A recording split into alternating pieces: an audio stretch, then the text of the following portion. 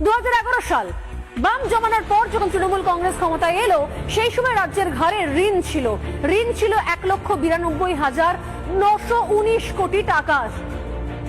এটা 2011 সালে পরিসংখ্যান। আর এরপর 2023-24 সাল সেই ঋণের পরিমাণ বেড়ে দাঁড়িয়েছে 6,30,783 কোটি টাকা। আর লাস্ট শেষ যে অর্থবর্ষ, সেই অর্থবর্ষ অনুযায়ী এই টাকার পরিমাণটা যেখানে দাঁড়াচ্ছে, অর্থাৎ 2024-25 যদি মার্চ মাস পর্যন্ত ধরি, তাহলে সেই টাকার পরিমাণ হয়ে দাঁড়াচ্ছে, ঋণের পরিমাণ হয়ে দাঁড়াচ্ছে 6,93,231 কোটি। মাত্র 12 বছরে ঋণ প্রায় 5 লক্ষ কোটি টাকা বেড়ে গিয়েছে। এবং এই মুহূর্তে মাথা পিছু দেনা, অর্থাৎ এখানে একটি শিশু জন্মালেও সে মাথায় 69,000 টাকার দেনা নিয়ে জন্মাচ্ছে। এটা এই অবস্থার মধ্যে রয়েছে।